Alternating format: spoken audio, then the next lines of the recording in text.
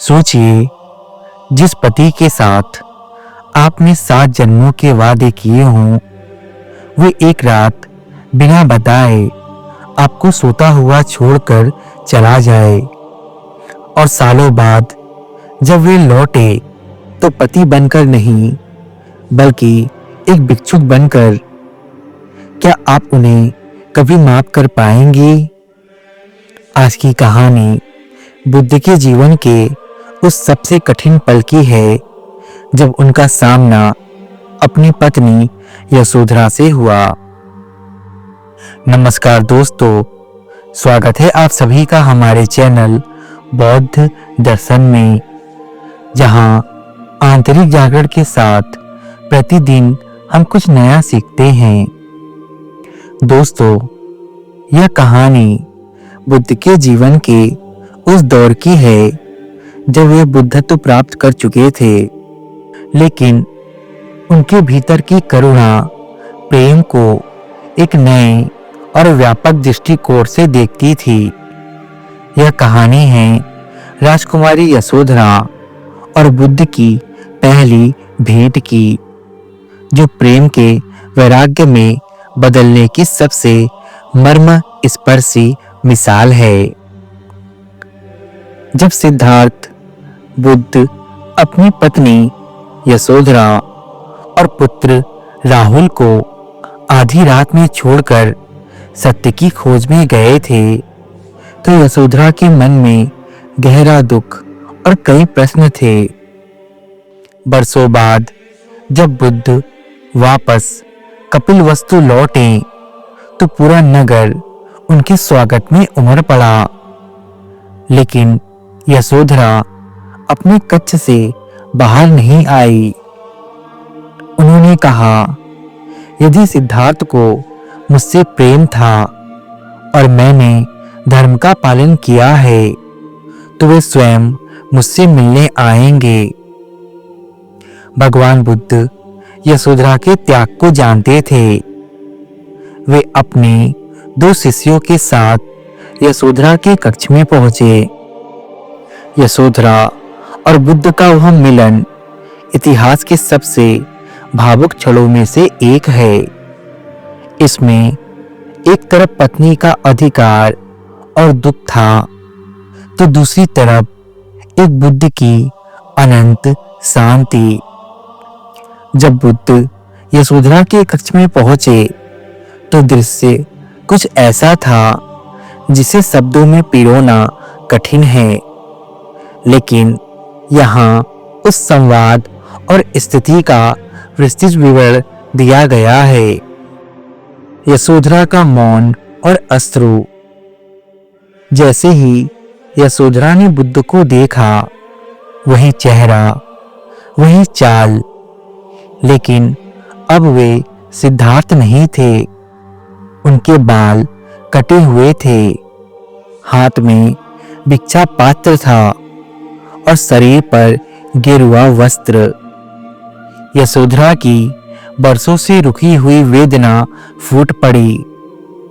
वे उनके चरणों में गिर गई और उनके पैर पकड़कर फूट फूट कर रोने लगी। बुद्ध शांत खड़े रहे। उन्होंने यशोधरा को रोका नहीं, क्योंकि वे जानते थे कि इस दुख का बाहर निकलना आवश्यक है। यशोधरा के हृदय को चीर देने वाले प्रश्न। जब यशोधरा ने खुद को संभाला तो उन्होंने बुद्ध की आंखों में दिखते हुए कुछ ऐसे प्रश्न किए जो आज भी प्रासंगिक हैं। यशोधरा ने कहा, स्वामी, आप सत्य की खोज में गए, मुझे उसका दुख नहीं, पर आप आधी रात को बिना बताए चोरी छिपे क्यों गए? क्या आपको अपनी पत्नी पर इतना भी विश्वास नहीं था कि वह आपके मार्ग की बाधा नहीं बल्कि आपकी सहायक बनती? क्या जो ज्ञान आपने वन में प्राप्त किया वह इस महल में रहते हुए प्राप्त नहीं हो सकता था? क्या प्रेम सत्य के मार्ग में इतनी बड़ी बाधा थी? आपने राज्य छोड़ा, माता पिता छोड़े, पत्नी छोड़ी, पर क्या आपने एक बार भी यह सोचा कि इस विरह की अग्नि में जलने वाली यशोधरा का क्या होगा? बुद्ध ने यशोधरा की बात को बहुत धैर्य से सुना। फिर उन्होंने बड़ी कोमलता से कहा, यशोधरा, मैं चोरी छिपे इसलिए नहीं गया कि मुझे तुम पर संदेह था।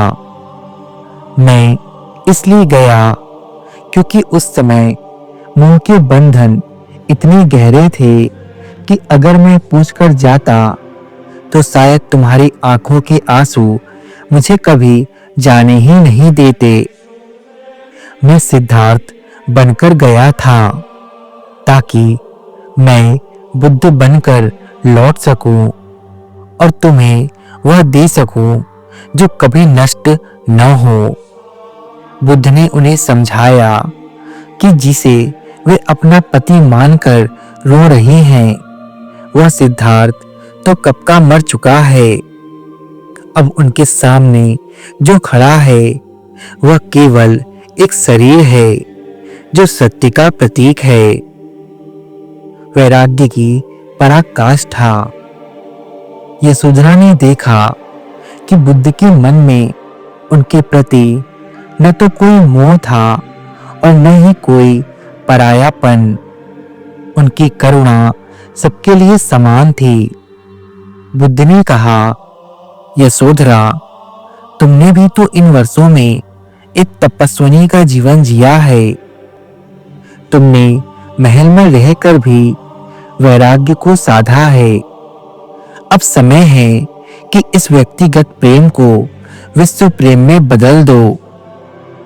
दोस्तों, यह एक पत्नी का विरह था जिसने वर्षों तक अकेलेपन का दंश झेला था। बुद्ध ने यशोधरा को एक पत्नी के रूप में नहीं बल्कि एक मुक्त होने वाली आत्मा के रूप में देखा। यशोधरा को समझ आया कि बुद्ध का जाना उनके लिए भी आत्मज्ञान का द्वार खोल गया। अंत में यशोधरा ने अपने पुत्र राहुल को बुद्ध के पास भेजा और स्वयं भी भिक्षुणी संघ में शामिल हो गई। वह मिलन, मोह के अंत और करुणा के जन्म का प्रतीक बन गया। दोस्तों, बुद्ध ने यशोधरा को त्याग नहीं दिया था, बल्कि उन्होंने प्रेम को एक नया अर्थ दिया था। यशोधरा का दुख उस दिन वैराग्य में बदल गया जब उन्हें एहसास हुआ कि सिद्धार्थ केवल उनके पति नहीं बल्कि पूरे संसार के लिए करुणा बन चुके हैं। यशोधरा ने बुद्ध से वह नहीं मांगा जो उनके पास था, बल्कि वह बन गई जो बुद्ध स्वयं थे। यह कहानी हमें सिखाती है कि महान प्रेम अनंत समर्पण और शांति में ही विलीन होता है। अगर यह कहानी आपके दिल को छू गई हो तो इसे साझा करें और नमो विद्याय लिखकर अपनी उपस्थिति दर्ज कराएं।